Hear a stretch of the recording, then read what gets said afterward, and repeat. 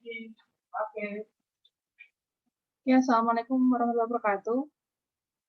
Waalaikumsalam warahmatullahi wabarakatuh. Selamat siang teman-teman semua. Hari ini kita akan bahas tentang jaringan saraf tiruan. Ini kita mulai saja, meskipun pesertanya belum selesai. Oke, kita hari ini akan bahas tentang jaringan saraf tiruan. Bahasan pokok kita ada 3. Yang pertama adalah tentang pengantarnya, pengantar CST-nya, yang basic. Kemudian berikutnya saya akan sedikit memberikan tentang CST McLaughlin. Ini adalah CST yang paling tua, yang masih meraba-raba. Kemudian setelah itu saya akan memberikan sedikit tentang perseptron, seperti itu. Oke, apakah suara saya jelas? Jelas, Ibu. Oke, terima kasih. Oke, pengantarnya yang pertama latar belakang. Ini teman-teman sudah melihat namanya CST, jaringan saraf tiruan atau artificial neural network, seperti itu. Nah, latar belakangnya adalah kemampuan manusia dalam memproses informasi, mengenal wajah, tulisan, dan sebagainya. Nah, bahwa manusia mampu mengidentifikasi wajah dari sudut pandang yang belum pernah dialami sebelumnya. Gampangnya misalnya saya kenal sama Mbak Alfio misalnya. Nah, meskipun Mbak Alfio itu dari samping ataupun dari belakang, kalau saya sudah kenal, mungkin saya akan nggak, oh itu Alfio dari jauh, seperti itu. Nah, meskipun biasanya saya ketemu Alfio di kelas hanya dari depan, misalnya dari depan, tapi bila dia dari samping atau dari belakang, saya akan mengenali. Itu adalah pintarnya manusia. Kemudian dia juga melakukan pengenalan meskipun tidak tahu algoritma yang digunakan. Nggak pakai algoritma, ya pokoknya sering lihat lama-lama hafal saja, seperti itu. Nah, bahwa proses pengenalannya itu adalah melalui indera yang berpusat pada otak. Nah, sehingga menarik untuk mengkaji struktur otaknya manusia, seperti itu. Awalnya dari situ. Nah, kemudian bahwa otak manusia ini adalah struktur yang kompleks, dia punya kemampuan yang luar biasa. Nah, terdiri dari neuron-neuron, kemudian dihubungkan oleh sinapsis dari neuron ke neuron yang lain. Nah, neuron ini bekerja berdasarkan sinyal atau impuls yang diberikan pada neuron. Sinyalnya dari mana? Dari indera kita. Seperti itu. Misalnya dari mata, dari penglihatan, pendengaran, penciuman, perasa, kemudian dari peraba dan sebagainya. Itu ngasih sinyal. Seperti itu. Nah, jumlah neuron ini perkiraannya adalah 10 pangkat 12. Berapa itu? Itu juta-juta miliarannya, triliunan. Kemudian sinapsis atau penghubungnya ada 6 kali 10 pangkat 18. Sama perkiraan. Nah, kemudian komponen utama di neuron dikelompokkan menjadi 3 bagian. Yang pertama ada dendrit. Dendrit ini bertugas menerima informasi atau jalur input. Nah, kemudian ini neuron ya. Jadi neuron. Tadi kan neuron adalah pusatnya. Kemudian penghubungnya adalah sinapsis. Nah, neuron sendiri ada dendritnya. Dendritnya adalah input. Kemudian dia punya soma. Nah, dia buat memproses. Kemudian ada aksonnya yang mengirimkan sinyal keluar atau output. Mengirimkan neuron ke neuron lain, nanti jalurnya ke akson. Nah, akson nanti diterima oleh sinapsis, kemudian ke neuron lain, diterima oleh dendrit dan sebagainya, dan seterusnya. Seperti itu. Nah, gambarannya adalah jaringan saraf biologis seperti ini, adalah bentuk gampangnya, bahwa suatu neuron itu dia punya dendrit jalur inputnya, kemudian soma ini adalah buat pemrosesannya, kemudian dia punya akson. Nah, ini outputnya. Nanti dia terhubung dengan dengan neuron lain melalui sinaps. Nah, dia terhubung. Ini istilahnya output-nya dari neuron satu adalah input bagi neuron berikutnya. Seperti itu. Nah, nanti di sini ada neuron lagi, dan seterusnya. Nah, tersambung terus-menerus. Nah, bahwa sebuah neuron menerima input sinyal dari neuron lain melalui dendrit, dikirim dan dibangkitkan oleh badan sel. Nah, melalui akson. Akson kemudian bercabang menghubungkan dengan dendrit dari sel saraf lain dengan cara mengirimkan impuls melalui sinapsis. Nah, sinapsis adalah unit fungsional antara dua buah sel saraf. Misal ada A dan B. Nah, salah satunya adalah serabut akson dari neuron A, satunya lagi adalah dendrit dari neuron B. Nah, jadi terhubung seperti itu. Jadi outputnya salah satu neuron adalah menjadi inputnya bagi neuron lain. Seperti itu. Nah, ini ada cabangnya ada banyak. Berarti ada berapa neuron yang nempel di situ? Bisa banyak sekali. Seperti itu. Banyak sekali. Neuron saling terhubung terus dan menerus. Seperti itu. Nah, kemudian kalau di ANN, Artificial Neural Network, jaringan syaraf yang tiruan, kalau tadi jaringan syaraf biologis, ini yang tiruan, dia terdiri dari sejumlah prosesor sederhana. Neuron juga, tapi bikinan ya kan, analog dengan neuron biologis di otak. Nah, neuron nanti dapat terhubung dengan koneksi berbobot yang mengantarkan sinyal dari satu neuron ke neuron lain. Sama, dari neuron ke neuron lain. Nah, sinyal output ditransmisi melalui koneksi neuron menuju luar. Koneksi luarnya terbagi menjadi sejumlah cabang yang mentransmisi sinyal yang sama. Nah, kemudian cabang keluar tersebut berakhir pada koneksi neuron berikutnya, dan seterusnya. Seperti itu. Nah, gampangnya seperti itu. Kalau ini di otak manusia, ini ANN, dia ingin mengadaptasi atau mengadopsi cara kerja otak manusia. Nah, ketika ada input masuk tadi lewat dendrit ya, ini input, ini kemudian akan diproses, kemudian dan seterusnya, kemudian hasilnya nanti akan ke luar. Nah, setiap input akan masuk ke setiap neuron atau prosesornya, seperti itu. Nah, nanti baru ke luar. Keluar bisa jadi di sini nggak langsung keluar, ada lagi layer-layernya, neuron-neuron lain dan seterusnya. Nah, seperti juga di manusia, dari neuron ke neuron lain. Ini cuma bentuk paling sederhana. Dari input, kemudian diproses, kemudian output. Seperti itu. Satu neuron. Satu saja. Nah, sebenarnya bisa banyak, dilanjut terus, gitu, seperti itu. Nah, ini analoginya. Kalau di biological neural network punya soma, tempat memproses, di ANN punya neuron yang bulat-bulat tadi sama. Kalau di biological punya dendrit, di ANN punya input, di biological ada akson, artificialnya ada output, kemudian di biologicalnya punya sinaps, penghubung, di ANN punya weight atau bobot. Seperti itu. Nah, bahwa neuron adalah sebagai elemen komputasi sederhana. Elemen komputasi yang sederhana. Jadi kalau kita punya input misalnya M variabel, sejumlah M fitur gitu, sejumlah M fiturnya. Nah, berarti dia X1, X2 sampai XM. Ini adalah inputnya.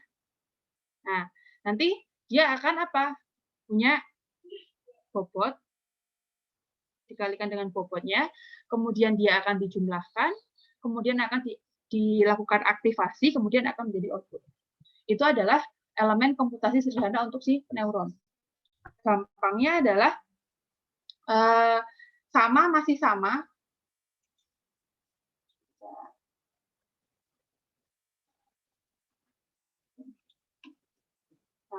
Masih sama bahwa suatu Y sama dengan apa?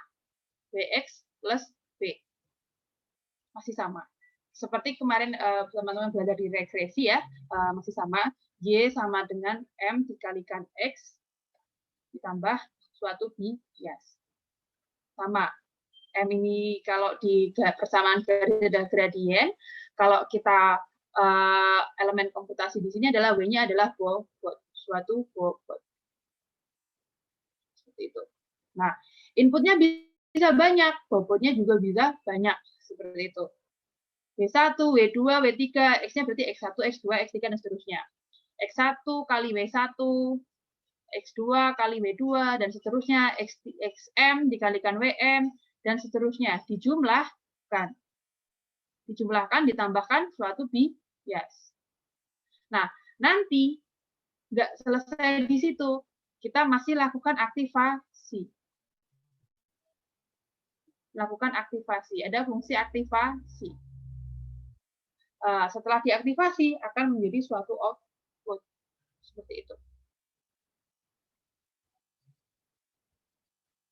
Ini kok agak gini ya.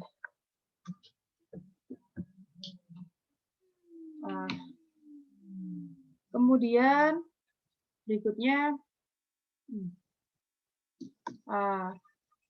sejumlah sinyal masukan X dikalikan dengan masing-masing penimbang yang bersesuaian atau W-nya, X kalikan W, kemudian dilakukan penjumlahan di sini summing function, kemudian ditambahkan bias ya, kemudian walaupun masih jauh dari sempurna, namun kinerja dari tiruan neuron ini identik dengan kinerja dari sel otak yang kita kenal saat ini. Seperti itu. Nah, misalkan ada N buah sinyal masukan dan N buah bobot, maka fungsi keluaran dari neuron adalah sebagai berikut. Nah, Fxw sama dengan F fungsi W kali X1 ditambah W1 kali X2, dan terusnya sampai Wn Xn. Nah, terus seterusnya. Masih sama. Intinya masih sama. Kemudian, di CST sendiri, baik tidaknya suatu model CST akan ditentukan oleh bahwa satunya adalah pola antar neuron atau arsitektur jaringannya. Nanti teman-teman akan belajar lebih lanjut mengenai arsitektur ini minggu depan di Prof yang lebih kompleks. Yang sekarang udah kita pelajari tapi nggak terlalu banyak. Kemudian metode untuk menentukan dan mengubah bobot atau metode learning-nya. Bagaimana cara si CST tadi belajar, kemudian fungsi aktivasi yang digunakan, karena fungsi aktivasi ini ada banyak sekali. Nah, kemudian si CST ini juga dapat belajar dari pengalaman. Nah, kemudian biasanya berhubungan dengan angka atau numerik, sehingga data yang tidak numerik harus dibuat ke numerik. Kalau dia kategorikal harus dinumerikkan dulu, seperti itu. Nah, kemudian dia tidak ada rumus yang tetap sehingga disebut free estimator, maksudnya W-nya bisa berubah-ubah tergantung data dan sebagainya. Kemudian JST-nya mampu menyelesaikan permasalahan yang tidak terstruktur dan sulit didefinisikan. Nah, tidak terstruktur bisa sulit didefinisikan. Nah, si JST ini intinya adalah belajar yang dia update adalah si bobot. Seperti itu. Nah, makanya salah satu penentunya adalah metode untuk menentukan dan mengubah bobot. Nah, ini tadi ya sudah kita bahas. Kemudian arsitektur jaringannya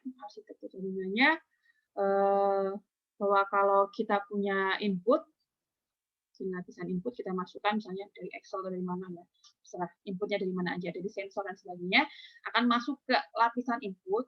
Kemudian dia akan apa? Dikalikan dengan bobotnya, ya kan? Dikalikan dengan bobotnya. Kemudian apa nanti? Diaktifasi. Setelah diaktifasi, fungsi aktivasi dia akan menentukan outputnya. Kemudian keluar output. Nah, kalau dia banyak, dia bisa punya hidden layer. Kalau di sini kita punya input, tadi bisa langsung keluar ya ke output. Nah, di sini kita bisa punya hidden layer, lapisan tersembunyi. Lapisan tersembunyi ini nggak harus satu, bisa banyak. Seperti itu. Jadi dari input dikalikan bobot, nanti diaktifasi di sini, diaktifasi di hidden neuronnya. Nih, bisa banyak juga neuronnya.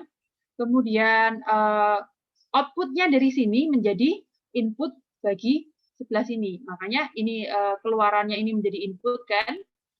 Bayangkan ada outputnya di sini, tapi menjadi input yang baru buat sini. Keluarannya dari Z akan dikalikan dengan W, kemudian diproses lagi di sini. Nah, bayangkan ketika layernya ada banyak. Jadi setelah dia menerima input, dikalikan misalnya V, kemudian diaktifasi, kemudian keluar output, outputnya jadi input yang baru, W misalnya. Kemudian dia punya lagi, dikalikan lagi, dan seterusnya. Bisa banyak sekali. Seperti itu.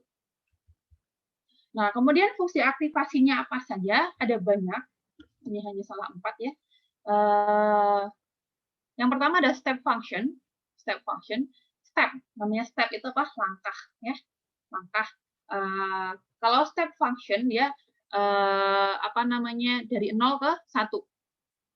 0 ke 1. Maksudnya bagaimana? Nah, ini kalau X-nya lebih besar sama dengan 0, X-nya lebih besar sama dengan 0, nilainya adalah, mana tadi?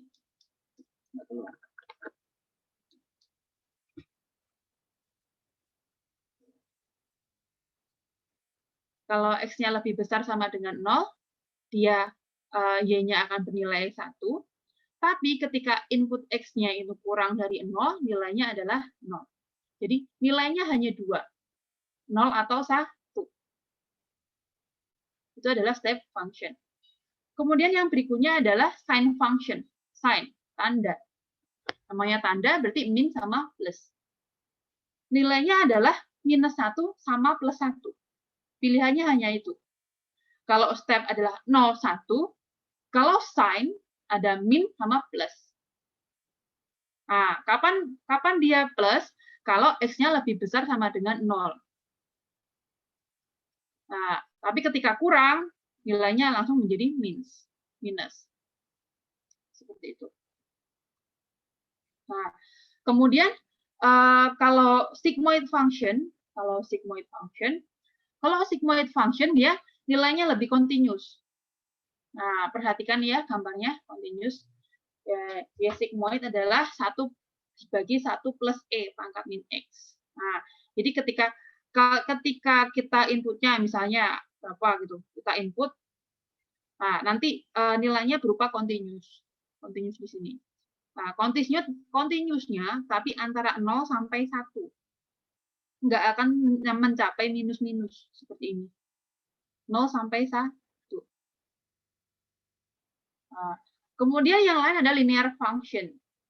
Linear function. Yang namanya linear, sama dengan X. Nilai X-nya berapa sama dengan Y. Seperti itu. Fungsi aktivasi ada banyak sekali. Ada rel U, kemudian ada yang lain juga. Softmax, dan sebagainya itu ada banyak banget. Saya nggak akan bahas satu persatu di sini. And then kemudian, sampai sini apakah ada pertanyaan?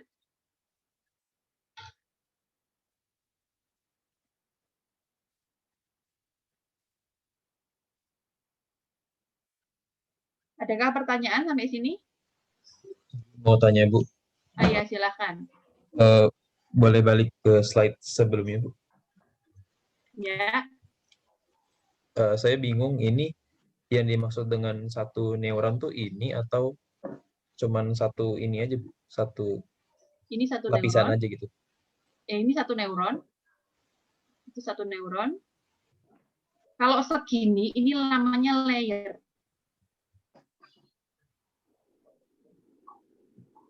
Oh, iya. Sepaket ini namanya layer.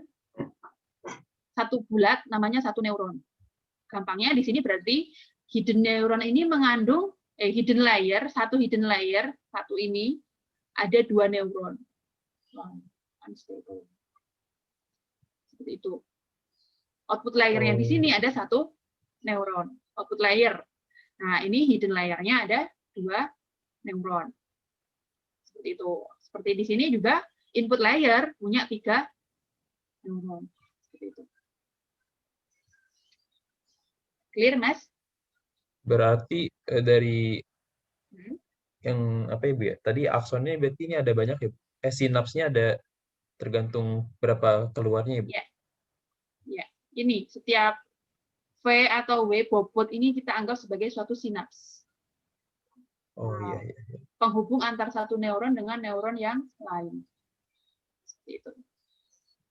Berarti dalam suatu kerangka jaringan saraf tiruan ada 3 jenis ini Bu, lapisan input, lapisan tersembunyi dan lapisan output. Ya, untuk yang lapisan banyak. Kalau lapisan tunggal nggak pakai hidden neuron. Oh baik. Ya, tapi kalau teman-teman sudah belajar backprop dan sebagainya, pasti akan ada hidden layer-nya yang tersembunyi, pasti ada. Seperti itu. Oke, Ini baik, Bu. adalah yang paling primitif gitu, seperti itu, yang paling sederhana. Kalau sudah ini yang udah tambah lapisan, kotaknya dibanyakin istilahnya. Kalau pakai ini, dia kan menghitungnya hanya di sini, ya kan? Sekali hitung. Nah, kalau kita komplekskan kayak gini, di sini menghitung lagi. Seperti itu. Baik, Bu. Sudah? Oke. Ada lagi? Bu, mau nanya, Bu. Oh iya, silakan, Mas. Itu berarti kalau neuron itu mencerminkan, merepresentasikan dari suatu model gitu ya, Bu? Jadi ntar model-model itu dijadiin input lagi untuk pembuatan model ke depannya gitu. Kayak gitu. Proses lagi dan sebagainya. Iya, saya mau nanya itu dong, bener apa enggak gitu? Iya, sebenarnya kalau kamu ngomongin model, saya bilang satu paket ini satu model. Kalau misalnya ini, semuanya ini satu model. Ini ada satu kesatuan, ini satuan, satu pemrosesan sendiri, satu pemrosesan sendiri. Tapi saling terhubung semuanya. Ini menjadi satu model. Ini bukan model satu. Saya bilang kalau saya takut kamu salah mempersepsi. Jadi semua ini adalah satu model. Istilahnya kalau baju ada lengannya, ada ada kancingnya dan sebagainya, itu adalah satu gitu. Satu model baju. Nah, ini juga ini satu JST. Satu model. Nah, model yang ini misalnya yang ini ya modelnya. Ini adalah satu model JST yang terdiri dari 3 input. Nah, satu input layer ya, 3 input neuron, kemudian satu hidden layer,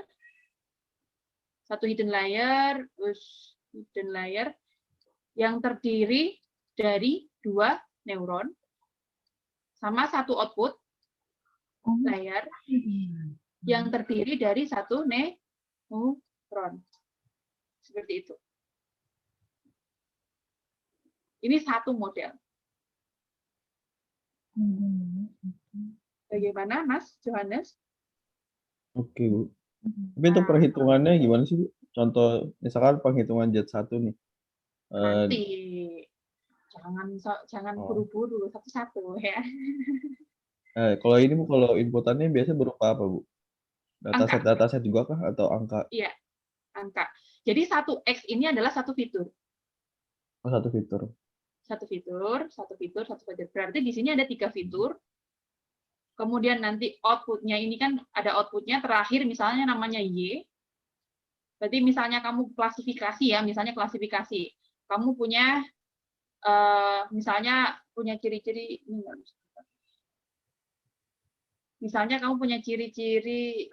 pelan-pelan terus. Bentar.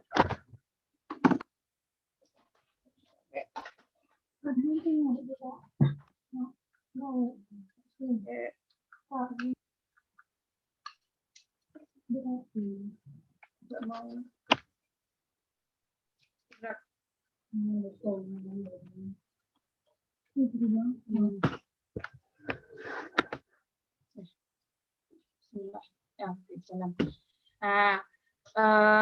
tadi apa ya? Oh ya, misalnya punya ciri-ciri X1, X2, X3 fitur. Kemudian punya kelas namanya T.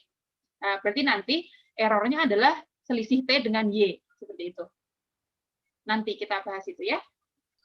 Oke, Bu. Oke, ada lagi?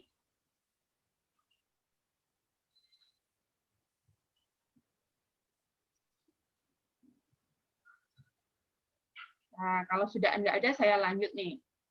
Saya pindah ke Makulogpit. Nah, seperti yang saya katakan yang di awal, Makulogpit ini adalah apa namanya CST yang paling tua. Saya agak hapus-hapus tadi slide yang isinya kebanyakan history.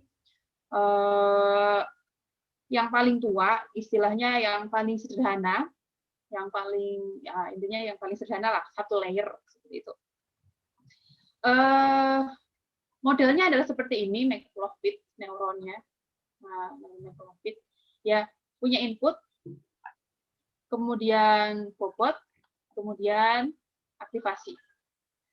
Seperti itu. Nah, aktivasinya adalah step function. Nah, dia adalah sama X1 dikalikan W1, X1 kali W1, X1 kali W1, dijumlahkan semua, kemudian ada threshold, seperti itu, ada threshold. Kalau dia kurang dari threshold, nilainya 0, kalau lebih besar sama dengan threshold, nilainya adalah 1. Ini adalah model neuron Makulogpit. Seperti itu. Nah, misalnya kita mau membuat model neuron Makulogpit pakai fungsi logika M. Ya, ada dua fitur, berarti dua fitur ya, ini dua ciri. Kemudian kelasnya adalah Y ini. Kalau output yang pertamanya 0, yang keduanya 0, maka outputnya adalah 0. Kalau X1-nya 0, kemudian yang kedua 1, nilainya adalah 0. Karena N ya. Kemudian ketika inputnya 1 sama 0, keluarnya adalah 0. Ketika inputnya 1 dan 1, maka keluarnya adalah 1. Ini adalah logika N. Saya harap teman-teman nggak lupa. Kemudian ini bisa kita buat neuron, misalnya, pokoknya saya mau suatu neuron ketika saya input X1 dan X2, outputnya adalah suatu N, gitu, misalnya. Outputnya hasil N. Gitu. Nah, di sini misalnya kita pakai fungsi step. Nah, kita pakai fungsi step. Apa namanya, kalau lebih besar sama dengan threshold nilainya 1, kalau kurang dari threshold nilainya 0. Nah, di sini apa namanya, bisa misalnya kita kasih bobot X1-nya 1, X2-nya 1. Threshold-nya 2. Threshold-nya 2. Berarti ketika X1, X2-nya ini 0, 0, berarti misalnya 0 kalikan bobotnya adalah X1 W1 ditambah X2 W2. Nah, 0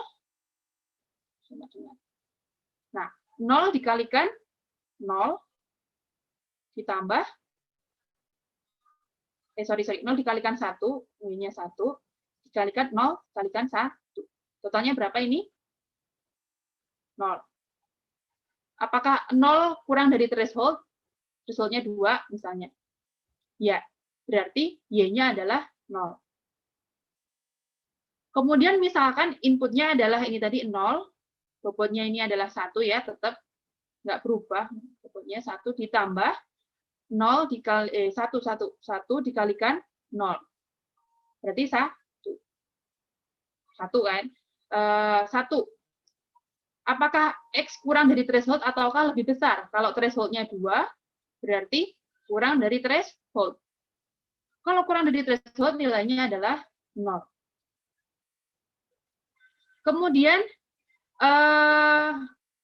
Kemudian masih pakai data yang ketiga, ketika inputnya 1, bobotnya 1, ditambah 0 kalikan 1, ini 0, dikalikan 1 bobotnya, nilainya adalah 1, apakah 1 kurang atau lebih besar dari threshold? Dia adalah kurang.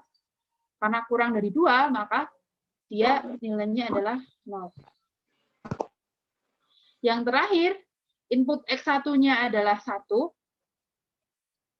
bobotnya juga 1, 1 kalikan 1, ditambah input X2-nya adalah 1, bobotnya adalah 1, 1 kali 1. Totalnya adalah 2. Apakah 2 lebih besar sama dengan threshold? Iya. Maka Y-nya sama dengan 1.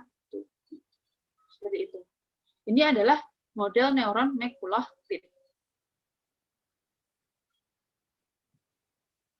Nah, saya kasih contoh lagi untuk OR.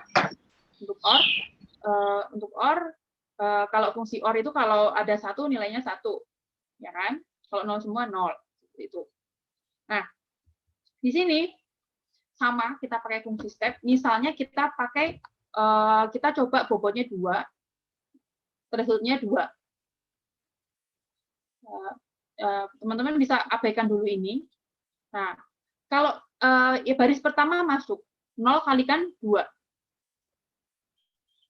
0 kali 2 ditambah 0 kalikan 0 kali 2 adalah 0. Nah, apakah 0 lebih besar sama dengan threshold atau kurang? Karena kurang, hasilnya adalah 0. Seperti itu. Kemudian yang kedua, ketika X1-nya 0, 0 dikalikan 2, ditambah, misalnya ini 1. 1 di sini input, kalikan 2.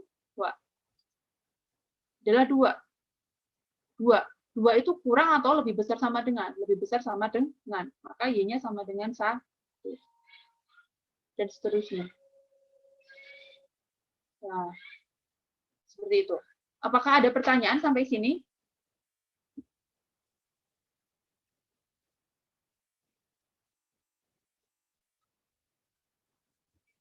Saya lanjut dulu.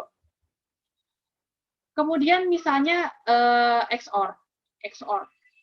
Nah, pokoknya kalau sama nilainya 0, kalau beda nilainya 1. Ini XOR. Fungsi step, masih fungsi step.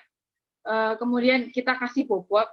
Nah, ini kalau pakai satu layer nggak jadi, ya, nggak jadi. Nah, apa namanya? Dia sampai 2 layer. Seperti itu. Misalnya 0, 0. Apakah 0, 0 hasilnya 0? Nah, berarti 0 X1. Nah, dikalikan. Misalnya ini namanya W11, W12, W21, W22. Ini misalnya namanya V aja lah, lanjut V1 sama V2 itu aja. Nah, berarti sama, prinsipnya sama, bahwa di sini adalah summing function, penjumlahan. Nah, gampangnya kalau di sini kita punya input 0, 0 dikalikan 2 ke sini. Kemudian dia juga dapat input dari mana? Dari sini. Kalau di sini inputnya 0, berarti 0 kalikan min 1. Menjadi input di sini. Nah, maka gampangnya adalah si Z1 ini adalah apa? X1 dikalikan W11, ya kan inputnya, ditambah X2 dikalikan W21. Seperti itu. Untuk Z2 adalah Z2 inputnya dapat dari X1 dikalikan W12 ditambah X2 dikalikan W22. Kemudian nanti si Y-nya dapatnya dari mana? Dapat dari Z kecil aja, Z1 kali V1 ditambah Z2 kalikan V2. Seperti itu. Nah, kalau di sini 0 misalnya, 0 kalikan 2, 0. Kemudian yang di sini juga 0 dikalikan min 1, 0. 0 tambah 0, 0. Keluarnya 0. 0 karena 0 kurang dari threshold, thresholdnya 2. Sehingga 0. Kemudian berikutnya juga sama. 0 kalikan min 1, 0 kali min 1, 0. 0 kalikan 2, 0. 0 tambah 0, 0. Apakah kurang dari atau lebih besar threshold? Kurang dari. Sehingga di sini nilainya adalah 0. Nah, kemudian si 0 dikalikan, untuk mendapatkan Y ini, 0 dikalikan 2. 0. 0 kalikan 2, 0. Dijumlah 0.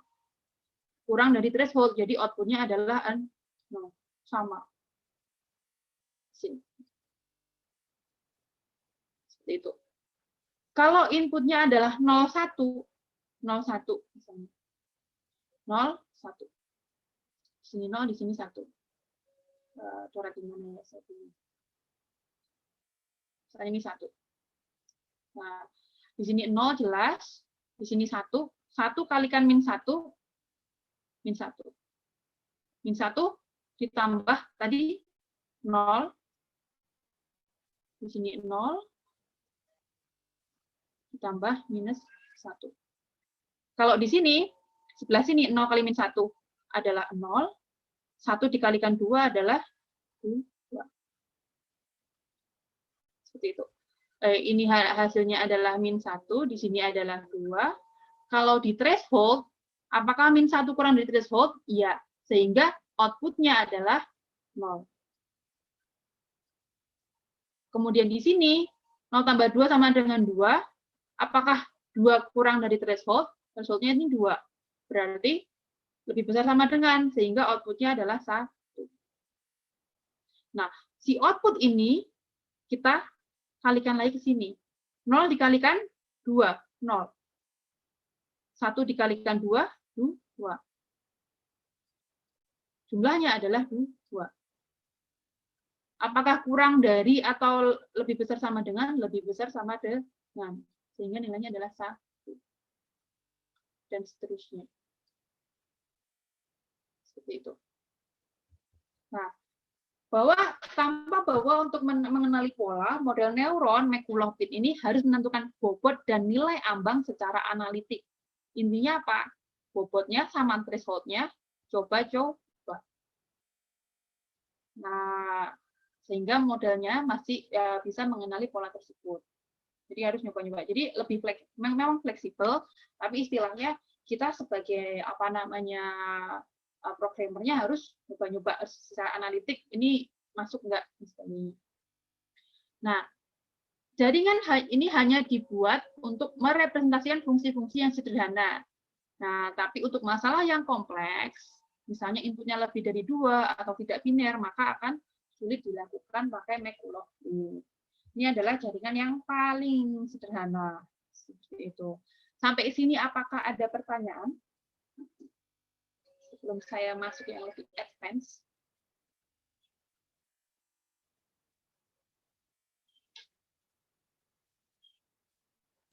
Belum, Bu. Oke, sip. Ini masih nyoba-nyoba. Kemudian, selanjutnya saya akan bahas perseptron. Perseptron, single layer perseptron. Tahun 58, ini udah agak ke sini, Frank Rosenblatt memperkenalkan algoritma ANN namanya perseptron. Dia adalah neural net yang paling sederhana yang terdiri dari single neuron. Nah, tapi bobotnya dapat diupdate. Kemudian dia punya hard limiter atau fungsi aktivasi. Nah, kemudian operasinya sebenarnya dasarnya adalah McCulloch-Pitt. Tapi jelas di sini bahwa kita nggak perlu ngira-ngira karena kita bisa mengupdate bobot.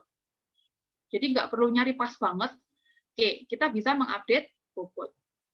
Kita tentukan fungsi aktivasi, nanti dia lama-lama akan belajar dan menentukan bobot, sehingga pada akhirnya ketahuan bobotnya berapa, kemudian dengan fungsi aktivasi ini, kemudian threshold sekian, kita bisa set bobot sekian. Itu akan memenuhi. Gitu. Karena dia akan belajar. Sudah mulai belajar. Diupdate. Dengan bobot yang dapat diupdate. Seperti itu. Perceptron ini adalah sinonimnya untuk single layer feedforward network. Kalau sudah multi layer feedforward biasanya udah main backprop. Jadi backprop itu adalah metode untuk memperbaiki errornya. Feedforward backpropagation biasanya nama lengkapnya. Kalau single layer feedforward itu adalah namanya perceptron. Seperti itu. Nah, ini perceptron network. Nah, kalau kita punya input, kemudian kita punya bobot, kemudian nanti ini adalah langsung diproses di sini, langsung keluar outputnya. Seperti itu. Ini masih pakai model seperti Makulov-Bit, tapi di sini inputnya kita bisa lebih fleksibel, lebih banyak. Seperti itu. Nah, dan nggak harus ini banget, nggak harus biner banget. Tapi ingat, ini masih single layer. Belum pakai hidden. Yang pakai hidden dibahas minggu depan ya. Nah, ini perceptron network.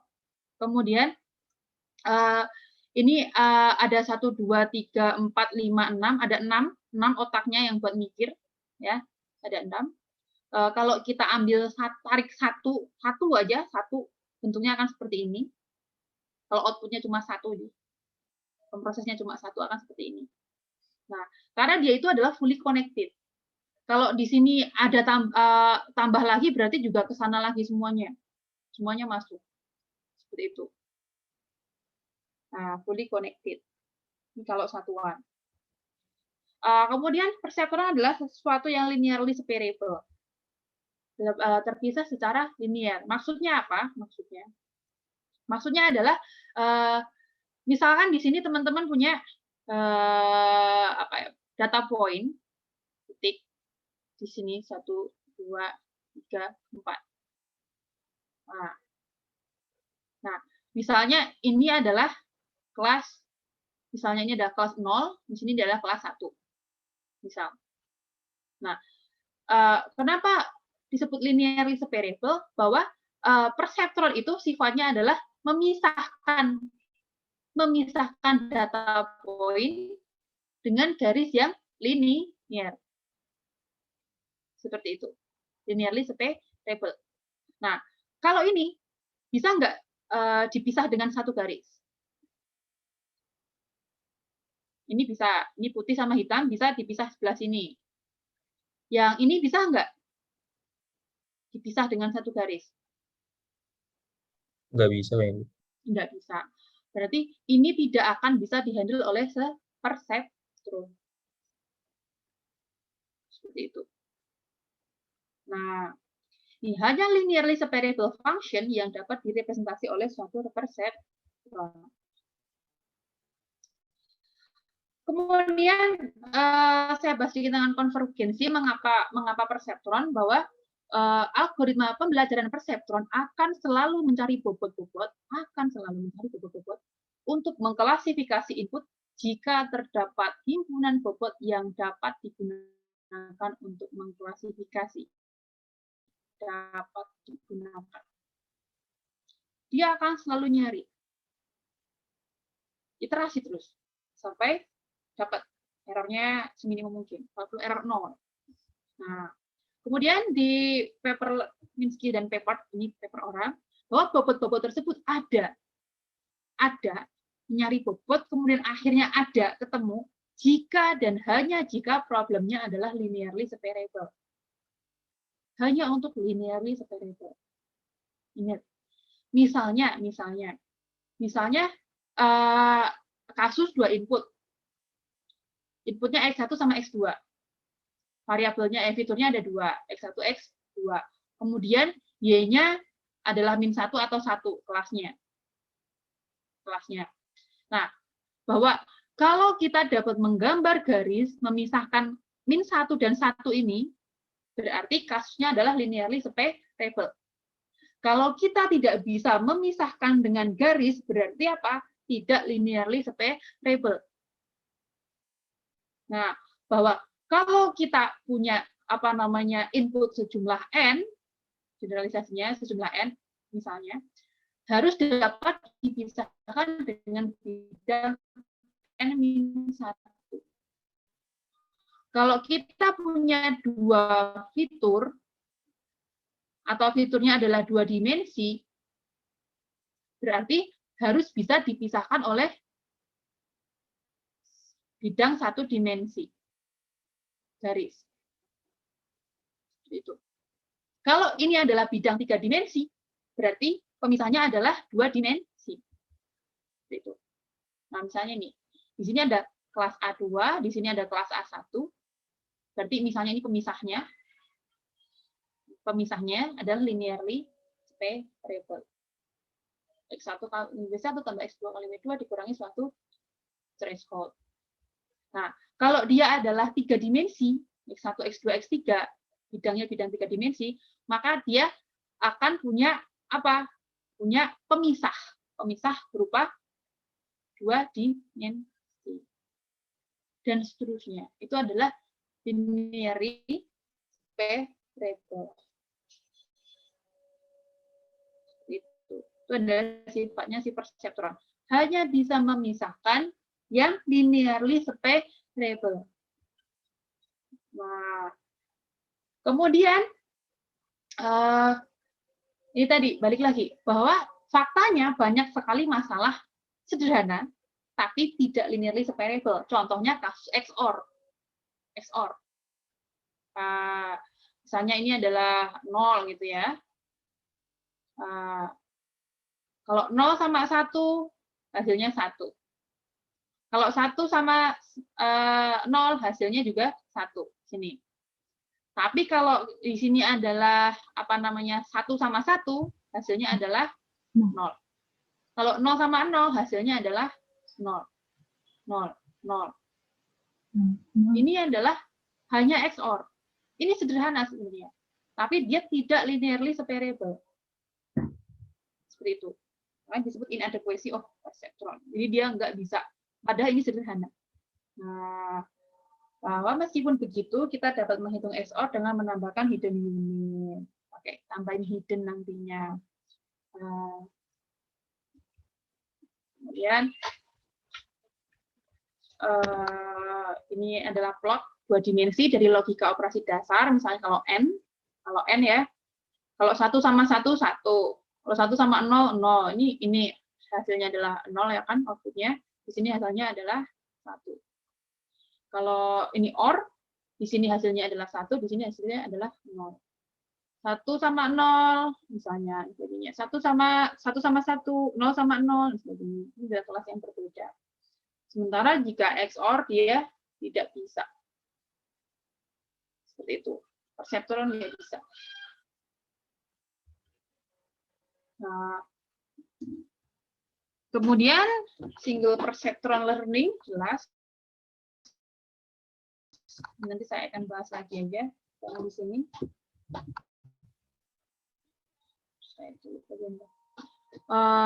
Ini adalah perceptron single layer.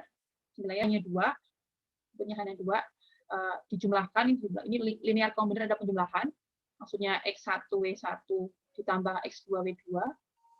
Kemudian hard limiter ini adalah threshold-nya.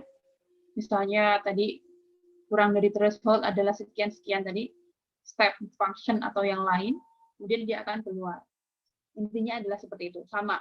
Masih sama semuanya. Nah, bahwa tujuan si perseptron adalah mengklasifikasi input. Misalnya inputnya kita punya n variabel, n fitur. Kemudian misalnya kelasnya ada 2, A1 dan A2. Nah, pada perseptron dasar, n dimensi dipisahkan oleh hyperplane ke dalam 2 daerah keputusan. Nah, hyperplane ini didefinisikan sebagai fungsi yang linearly separable. Sama dengan 0. Kalau kita ingin memisahkan min 1 dan 1, misalnya, kita akan cari garis dengan sama dengan 0. Seperti itu. Nah, bagaimana si perseptron belajar bahwa dia akan mencari bobot yang tepat untuk mengurangi perbedaan antara output asli dengan output hasil belajar perseptron. Atau dia akan nyari bobot bagaimana caranya supaya errornya minimum. Seperti itu. Kemudian bobotnya adalah random. Biasanya antara min 0,5 sampai min 0,5. Nah, kemudian dia akan diupdate. Nah, jika pada iterasi ke P, outputnya adalah YP, nah, kemudian output yang diharapkan adalah YD yang diharapkan, maka errornya adalah yang diharapkan dikurangi output perseptron. Seperti itu. Nah, kemudian nanti jika errornya adalah positif, kalau errornya nanti positif, berarti yang berikutnya adalah pas belajar berikutnya, naikkan output perseptron, kalau negatif turunkan. Apanya yang dinaik turunkan? Berdasarkan bobotnya. Bobotnya yang diupdate. Nah, inilah nanti mengapa bobotnya akan diupdate. Sini ada error di sini. Nah, ini akan menentukan bobot berikutnya. Makanya diiterasi terus-menerus. Sampai errornya seminimum mungkin.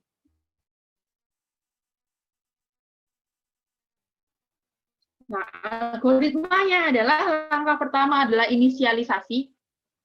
Inisialisasi bobot awalnya berapa, threshold-nya berapa, learning rate-nya berapa, dan sebagainya. Kemudian ada aktivasi, misalnya ya, dari inputnya berapa, N misalnya. Kemudian output-nya apa, output yang diinginkan berapa, dan seterusnya. Nah, kita akan menghitung output perseptron. Sama, X1 kali W1 tambah X2 kali W2, dan seterusnya. Dikurangi threshold. Seperti itu. Nah, kemudian lalu apa? Kalau sudah keluar Y-nya, udah nih dapat nih hasilnya 0 atau 1 misalnya. Nah, cek error. Yang diinginkan berapa, output YP ini adalah perseptron. Dari error ini nanti akan kita pakai untuk mengupdate bobot. Bagaimana kalau errornya 0? Kalau errornya 0 berarti tidak terupdate. Perhatikan di sini bahwa update bobot perseptron, mengupdate-nya di iterasi berikutnya yang diupdate adalah WIP, iterasi ke P ya, ditambah delta W. Nah, delta W ini adalah yang mengubah. Yang mengubah ini adalah, nih, perhatikan perkalian di sini, delta W adalah koreksi bobot. Nah, koreksi bobotnya ada perkalian, ketika errornya 0 berarti dia tidak akan mengupdate. Kemudian kalau errornya positif, delta W ini akan membesar. Kalau outputnya negatif, errornya negatif, maka delta W ini akan semakin kecil. Kan dijumlahkan nih. W barunya akan semakin kecil. Nah, ini setelah digabung ya. WI tambah delta W. Delta W-nya adalah ini. Kalau digabung menjadi WI ditambah alfa kali XI kalikan E. Itu. Tolong jangan stres sekarang ya. Ini memang isinya rumus semua nanti sebenarnya. Kemudian langkah berikutnya adalah tambah iterasi lagi. Kemudian balik ke langkah 2 sampai errornya minimum. Error yang diinginkan tercapai. Seperti itu. Aktivasi lagi, kemudian cari errornya, update bobotnya lagi, dan seterusnya. Nah, ini adalah contohnya. Apa itu, Bu? Inilah itu. Contohnya ini adalah N. Ini adalah fungsi N. Ini fungsi N. Kalau inputnya 0, 0, harapannya keluarnya adalah 0. Kalau inputnya 01, harapannya 0. Kalau 10, 0. Kalau 11, outputnya adalah 1. Ini adalah harapan. Nah, ya kan? Nah, kemudian kita inisiasi awalnya, misalnya bobot awalnya W1-nya adalah 0,3, W2-nya adalah 0,1. Kemudian threshold-nya adalah 0,2, kemudian learning rate-nya adalah 0,1. Mengapa pakai learning rate? Ini adalah supaya lebih cepat belajar. Lebih cepat belajarnya. Seperti itu.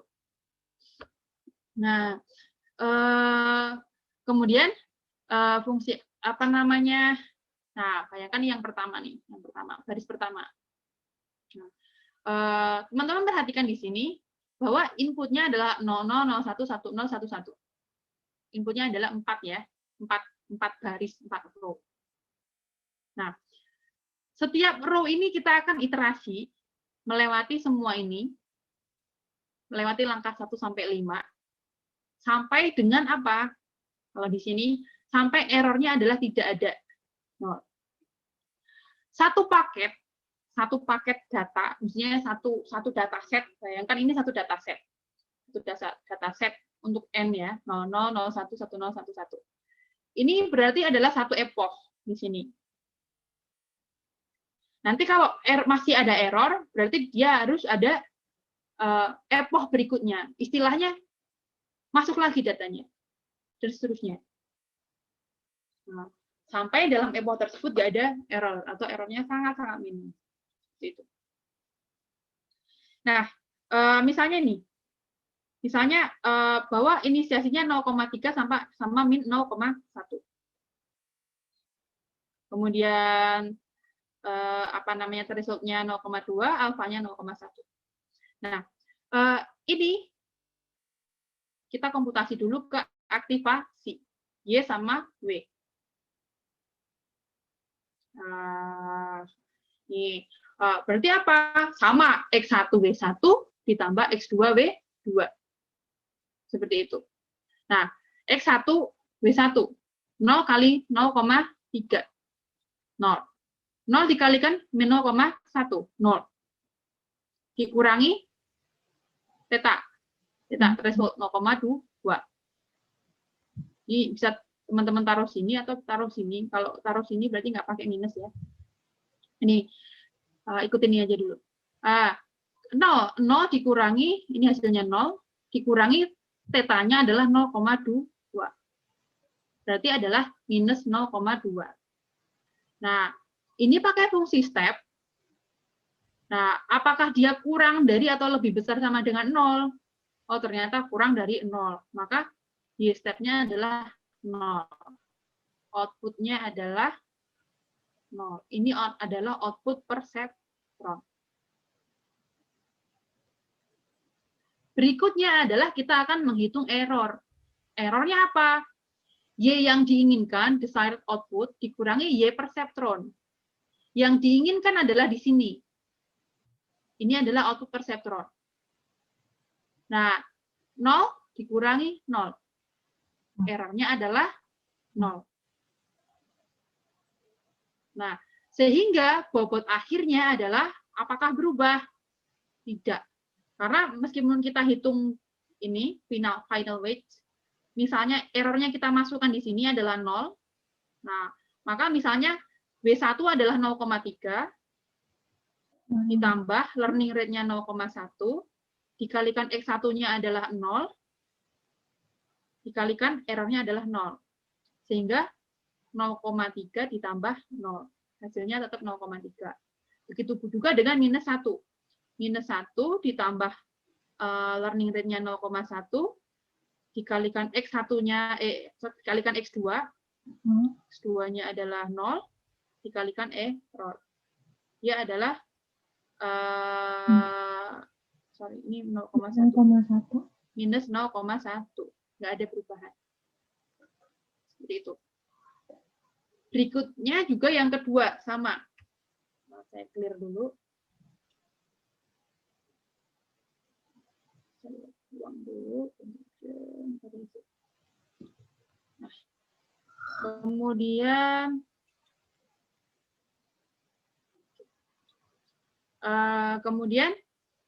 kemudian yang kedua juga begitu. 0 dikalikan 0,3, 1 dikalikan min 0,1, berarti 0,3 sama min saya. Ini saya beri butuh layar lagi nih. Ini enaknya di kelas papan tulisnya banyak. 0 dikalikan 0,3 ditambah ini 1 dikalikan minus 0,1. Teman-teman perhatikan, ini adalah ngambil dari sini ya. Ini finalnya sini, nanti kita taruh sini. Nah, dikalikan apa namanya ini? 1 dikalikan 0,1 udah sama dengan minus 0,1. Dikurangi dengan threshold. Minus 0,1 dikurangi 0,2, 0,3. Berarti kita semakin kecil dari 0 ya, berarti nilainya adalah 0. Tidak ada perubahan. Kemudian mulai di iterasi ketiga ini, ketika inputnya 1 sama 0, dengan bobot 0,3 sama min 0,1,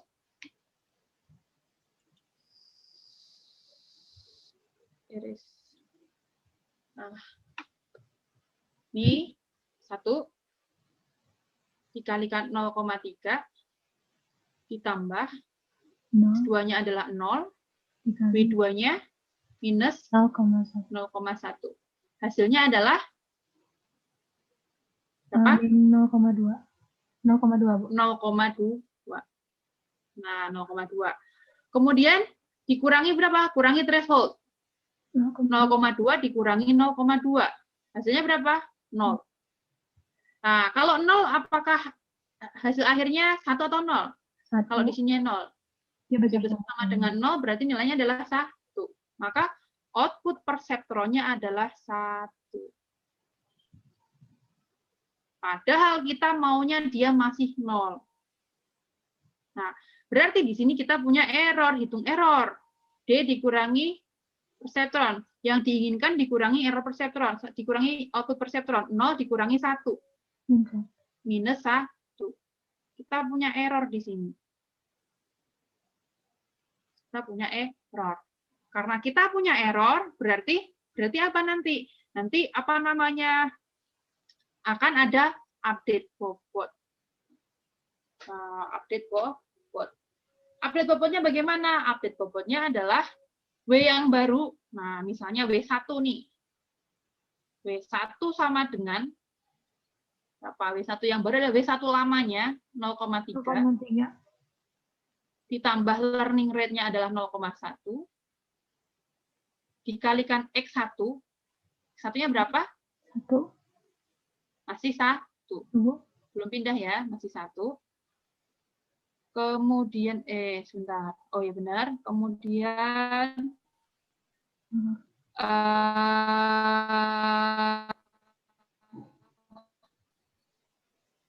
min 0,1.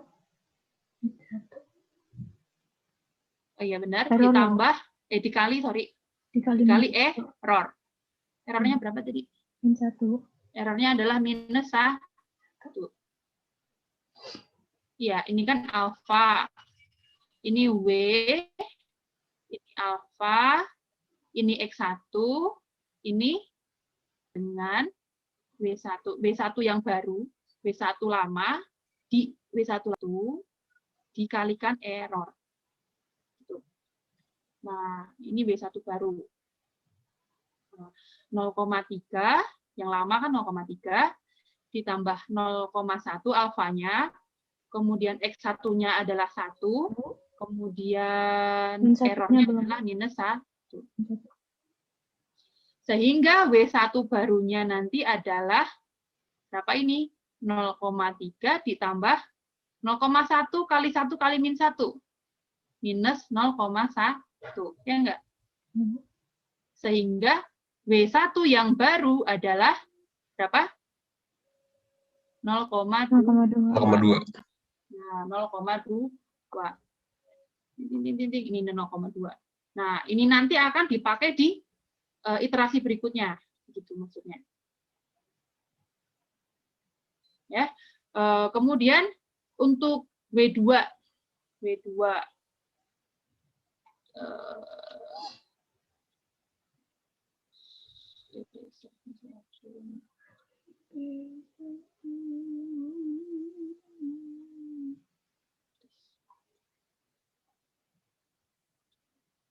Kemudian untuk W2-nya, W2 yang baru adalah W2 yang lama ditambah alfa dikalikan X2. Kalau W2 berarti X-nya 2 juga ya.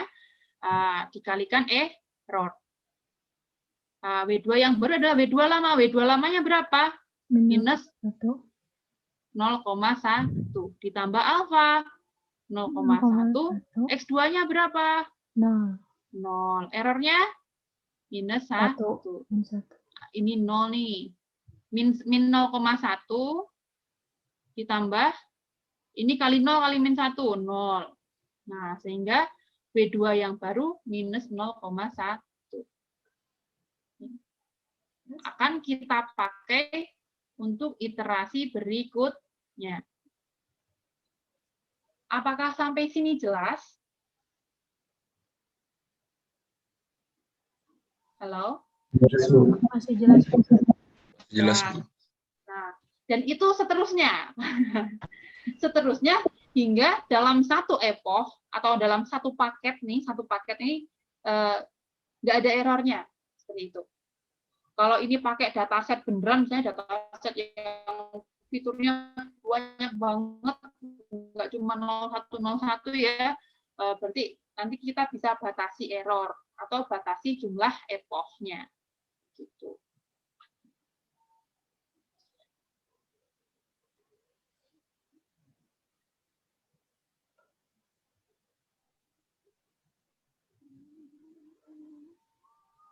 Ada pertanyaan? Bu, Apakah ada pertanyaan? Sebenarnya enaknya memang kelas offline, kemudian biasanya teman-teman nanti ngerjain, saya kelilingi satu-satu. Oke, saya mau ya nanya, Bu. silakan.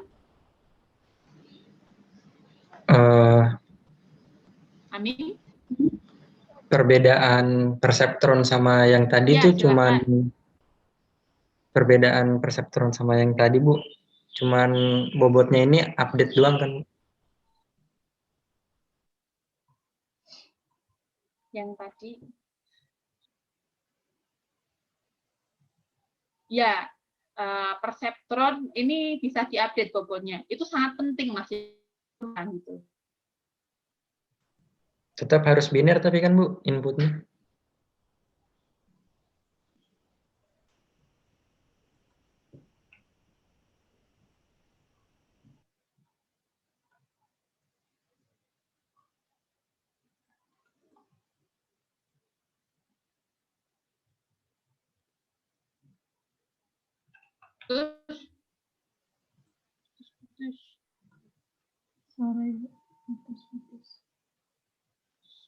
Terus.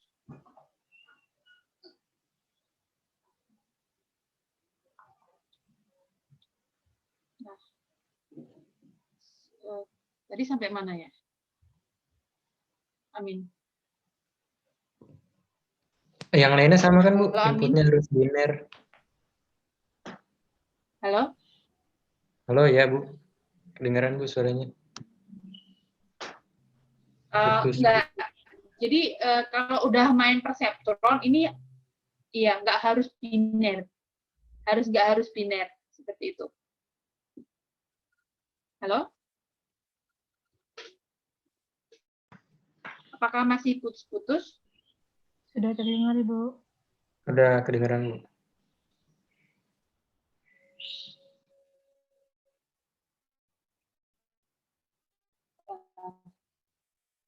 Oke. Nah, pasti yang gampang ya Mas Amin ya. Gimana, Bu? Nanti tapi lagi gitu.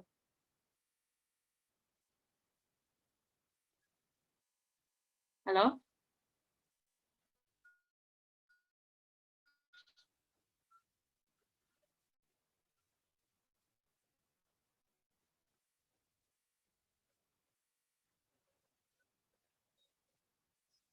Halo?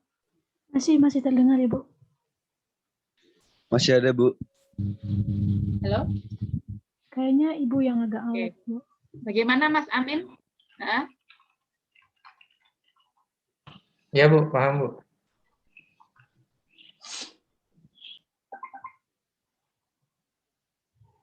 oke.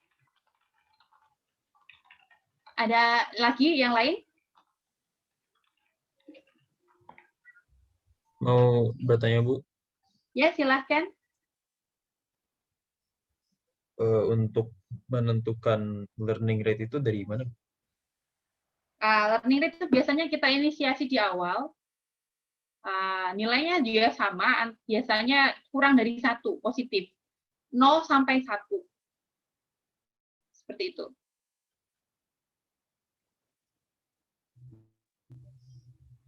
Tapi nggak akan 1 ya Bu? Jangan. Kalau 1 berarti kayak nggak ada learning rate, Mas.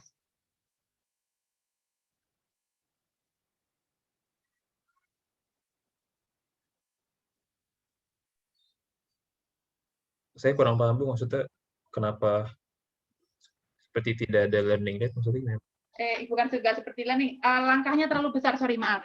Jadi begini, kalau learning rate itu seperti langkah update-nya. Jadi semakin besar learning rate-nya, melangkahnya semakin jauh. Gitu. Semakin kecil learning rate-nya, melangkahnya semakin sedikit-sedikit. Gampangnya gini. Ya, sebentar. Kalau nggak ada learning rate berarti ya nggak pakai ini. Sebentar ini. Misalnya gini. Kalau kita mau mengupdate sesuatu nih, kalau kita melangkahnya 1 per 1 gitu, berarti lompatannya besar, ya kan? Nah, tapi kalau kita pakai learning rate-nya 0,1, berarti langkahnya kecil-kecil, sedikit nih, sedikit gitu, ya nggak Mas? Halo? Delay ya? Iya Bu, tadi sempat terputus Bu. Nah, jadi kalau 0,1 berarti langkahnya kecil-kecil gitu, Mas. Nah, sedikit-sedikit. Tapi kalau 1 langkahnya semakin besar-besar, lebar-lebar. Gitu. Nah, terus kenapa nggak 1 aja, Bu? Nah, kalau langkahnya terlalu lebar nanti kelewat, Mas.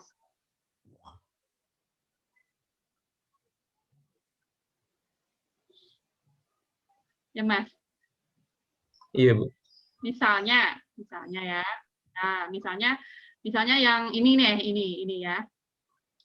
Misalnya di sini 0,3 ditambah 1. 0,3 ditambah learning rate-nya misalnya 1 dikalikan X1-nya 1, errornya adalah minus 1. Berarti 0,3 ditambah berapa ini? 1 kali 1 kali min 1? 1, Bu. Min 1, Bu. 1. Minus 1 bukan? Iya, Bu, minus 1, Bu.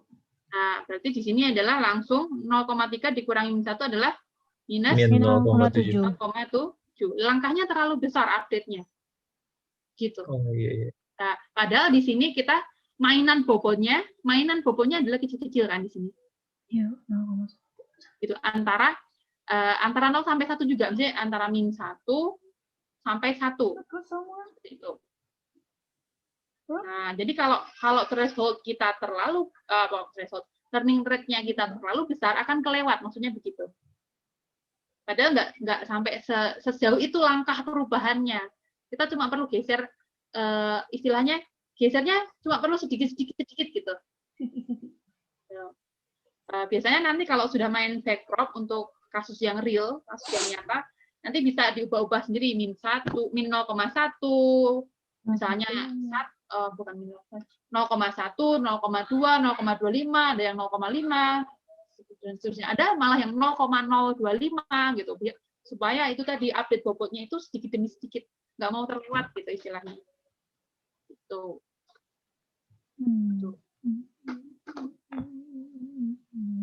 Oke Bu. Siap, Bu. Ada lagi?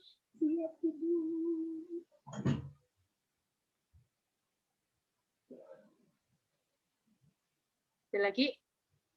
Oh iya Bu, mau nanya juga. Masih? Kalau biasanya untuk penentuan setiap ini Bu, penentuan threshold, terus kemudian penentuan bobot awal itu kita mencoba-coba atau udah ada dasarnya Bu atau gimana Bu?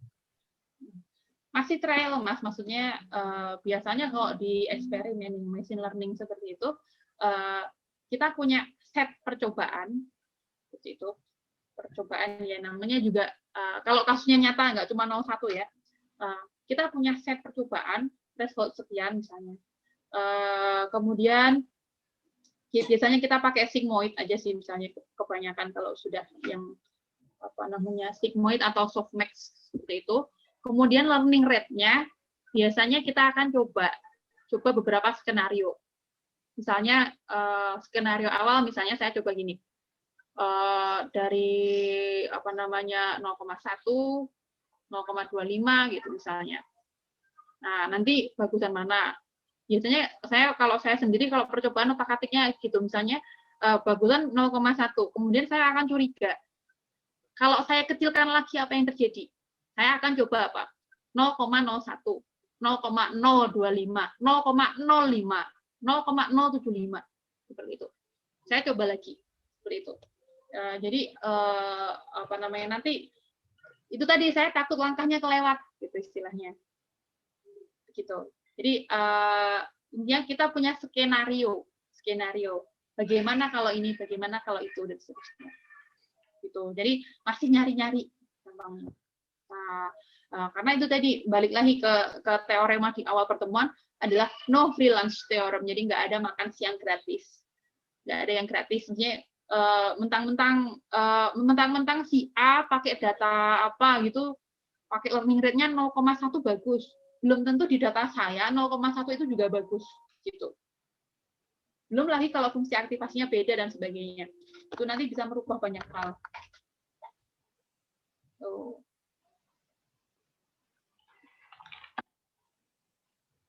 Apakah cukup? Iya Bu, bisa dipahami Bu. Oke, ya sip. Bu, kalau learning rate-nya gede kayak gitu, ada bisa kemungkinan nggak dapet gitu nggak? Nah, ya itu maksudnya lewat. Langkahnya terlalu melebar. Jadi ada kemungkinan nggak dapet ya, yang benar-benar nggak ada error. Nanti kan balik lagi. Udah kan kalau misalnya ini kan konvergennya di 0,1. Misalnya di sini 0,7 ya. Berarti nanti kan dia harus maju lagi. Kemungkinan nanti errornya adalah error positif. Nah, nanti balikkan error negatif jadi min 0,7. Nanti ada error positif, maju lagi. Seperti itu. Dan seterusnya. Ya, jadi kayak apa? Takutnya malah nggak nemu-nemu. Terus kemudian masalah utama kalau feed forward network itu bisa terjebak di lokal optima, di istilahnya ya itu nanti aja di backpropagation aja lebih pasnya atau di praktikum terjebak di lokal optima. Jadi kalau misalnya namanya orang belajar itu misalnya awalnya errornya besar gitu ya, errornya awalnya besar, terus mengecil kayak gini dan sebagainya. Misalnya apa namanya feed forward itu sebenarnya gampang terjebak di lokal optima di sini misalnya. Padahal kalau dia lanjut lagi bisa turun lagi gitu. Gitu ceritanya. Memang sensitif ya. Misalnya ini grafik error ya.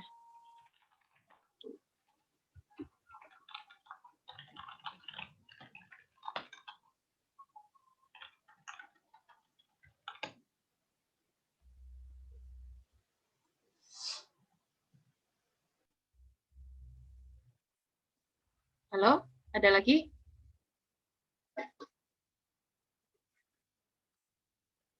Halo? Sama mau nanya lagi Bu. Mungkin Bagaimana, biasanya Mas? dari segi initial weight-nya atau bobot yang awalnya itu kita buatnya di standarisasi jadinya gede gitu Bu. Apakah jadi kan kalau ini kan jelas? 0,3 Bu. Oh, suara saya masuk nggak Bu? Apakah suara saya terdengar, teman-teman? Terdengar, Ibu.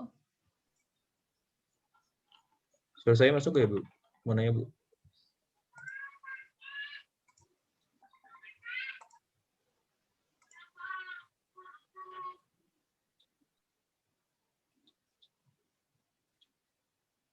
Terdengar, Bu. Ibu nggak dengar. Tidak masuk. Oke, sebentar saya stop share dulu.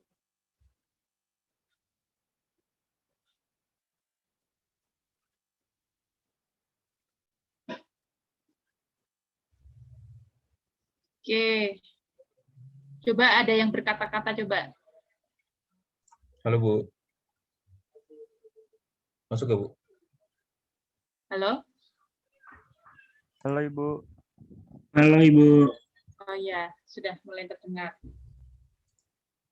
Nah, koneksinya, kalau mendung kayak gini pasti koneksinya jadi jelek. Halo, Bu. Saya mau nanya lagi, Bu. Apakah ada yang mau ditanyakan kembali? Mungkin bisa diketik juga boleh. Bu, halo, Bu. Suara saya masuk gak, Bu? Halo?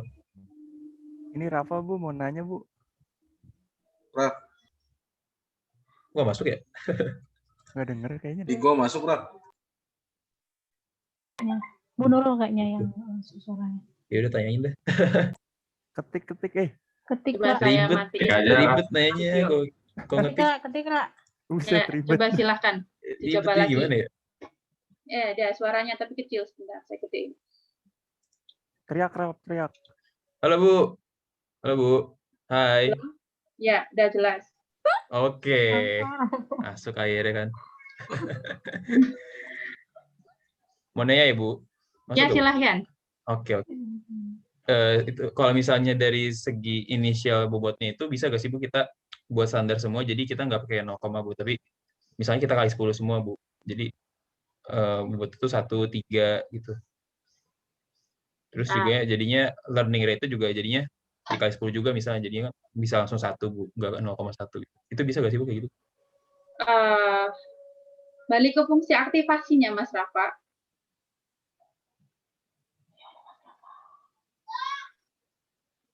Oh, Kan jadi kita apa namanya memakai fungsi aktivasi itu biasanya antara 0 sampai 1 atau min 1 sampai 1 bentuk. Nah, biasanya data kita akan menyesuaikan juga gitu. Data kita akan menyesuaikan maksudnya apa? Biasanya data yang masuk ke dalam perceptron ataupun backpropagation itu akan ditransform ke 0 sampai 1 juga. Seperti itu. Supaya itu tadi nggak ada bias berlebihan, karena nanti kan akan diaktifasi lagi gitu. Nah, jadi baik dari datanya, kemudian bobot dan sebagainya, biasanya kita akan selalu pilih antara 0 sampai 1 atau dari min 1 hingga 1. Itu seperti itu. oh, oke, Bu. Paham, Bu. Makasih ya, Bu. Ya. Siap-siap. Ada lagi?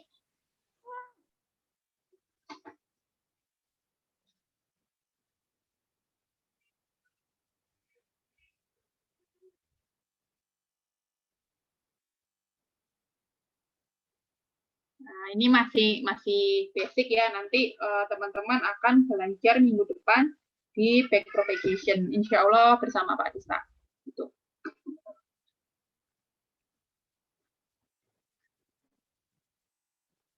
Kalau sudah tidak ada yang ingin disampaikan, saya tutup.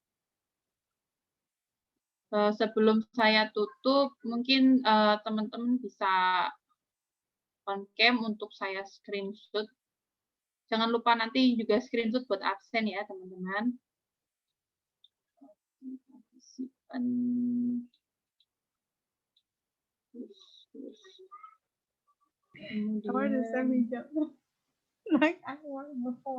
view-nya galeri view.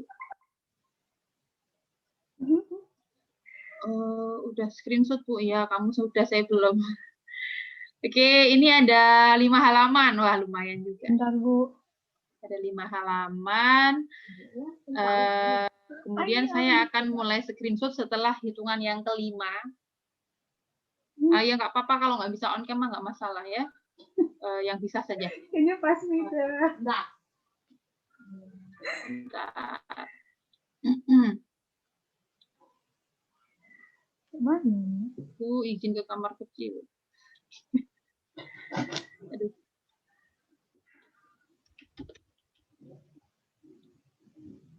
Saya siapkan ini dulu. Penampungan. Oke, setelah hitungan kelima saya akan mulai screenshot.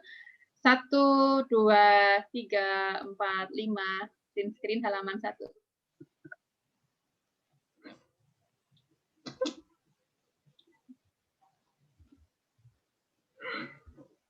Kemudian halaman kedua, print screen. Apa sih Avio ketawa-tawa, astagfirullahaladzim. Astagfirullahaladzim. Halaman ketiga, print screen.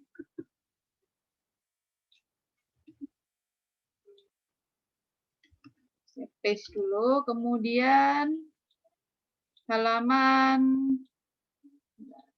keempat, print screen.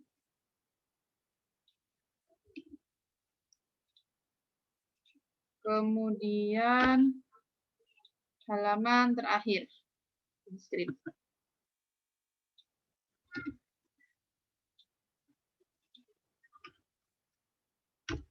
Oke. Tinggal 4. Oke, mungkin sekian dari saya. Semoga bermanfaat, semoga nggak bingung ya, meskipun pasti agak-agak bingung. Nah, ini enaknya kuliah offline kalau kayak gini-gini. Oke, mungkin saya akhiri kuliah hari ini. Cukup sekian, semoga bermanfaat. Teman-teman tetap sehat, jaga kesehatan itu wajib. Kalau sehat semuanya bisa dikerjakan, kalau nggak sehat apa aja nggak bisa, makan aja nggak enak, gitu istilahnya. Mungkin sekian, terima kasih. Assalamualaikum warahmatullahi wabarakatuh. Selamat siang, selamat beraktivitas. Waalaikumsalam. Waalaikumsalam warahmatullahi Wabarakatuh. wabarakatuh. Makasih, Bu. Ibu. Sama-sama. Ibu. Sama-sama. Terima kasih, Bu. Ya.